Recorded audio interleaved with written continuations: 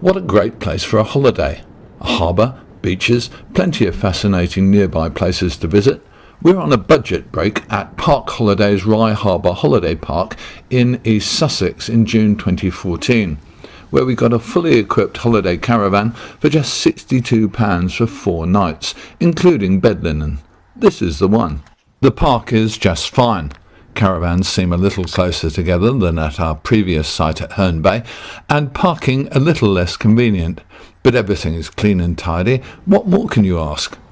The site even has a Martello tower at the entrance, and you can climb up to get a better view of the place.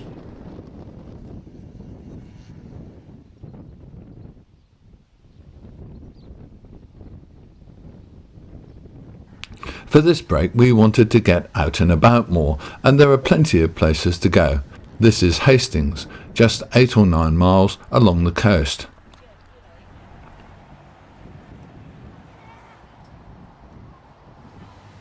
The main town centre is busy and popular, with all the main chain stores, so we concentrated on the older parts of the town, down by the Stade. The shopping areas here are very pedestrian friendly. There are lots of small individual shops filled with things to look at, and you can also find a few spots to sit and watch the world go by. Just out on the main seaside road, we found a lovely little Seagull cafe for lunch, where they do excellent fish and chips, and a pot of tea for 2 comes just as we like it.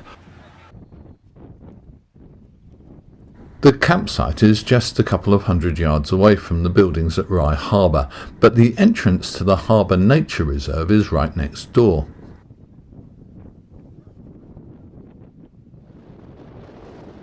It makes a great stroll for an hour or 2 down to the harbour jetty, and there are many places to take a break and watch the world go by.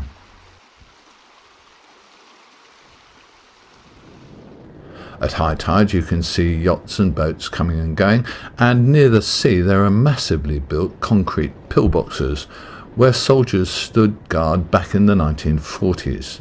They must have been long nights watching in the icy cold for an invasion that never came.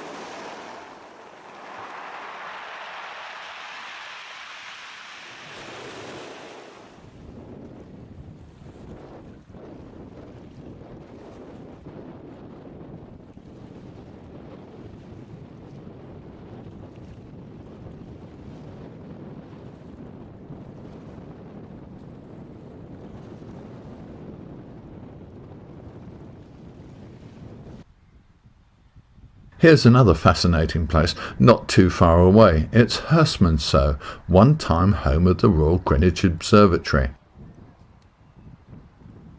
There are guided tours of the telescopes filled with detail by knowledgeable and enthusiastic guides, and there are dozens of science exhibits in the grounds and in the buildings. Kids can have a really great time, and so can adults who still enjoy learning things.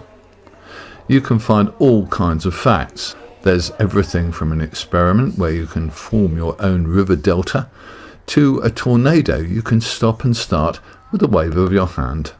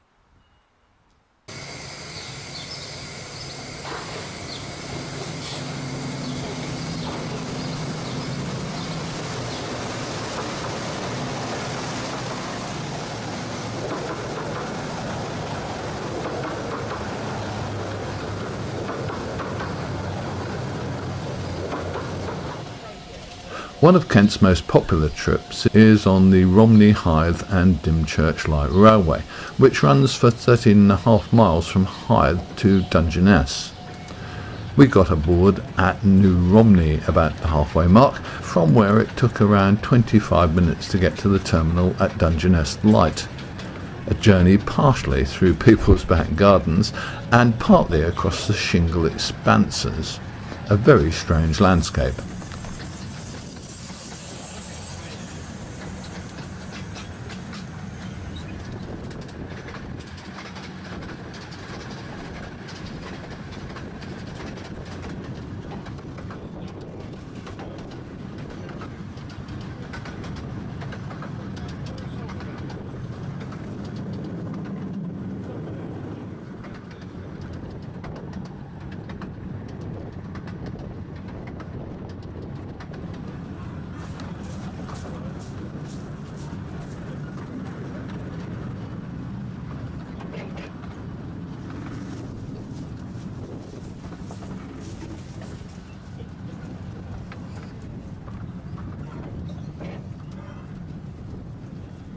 You can sit out there.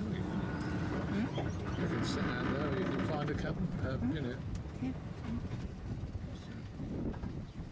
Dungeness itself is a remote place. There's a retired lighthouse you can climb, a cafe for tea and meals, a pub just a short stroll away, and the massive nuclear power plant.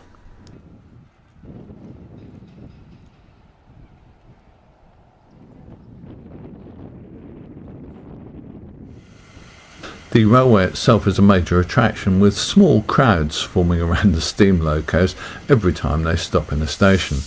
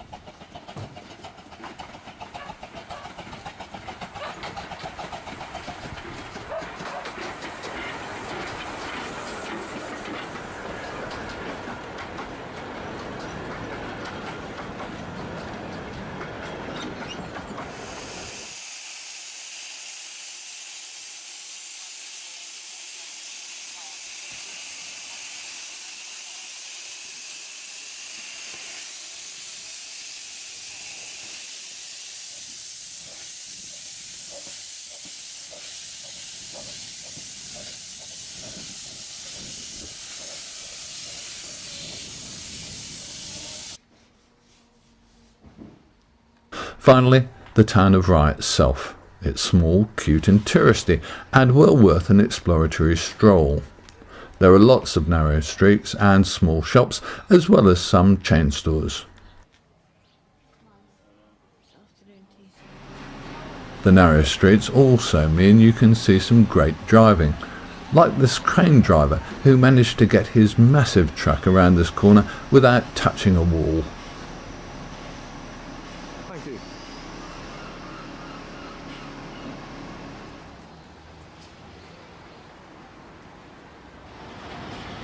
And that was our 4-night break at Rye Harbour Holiday Park.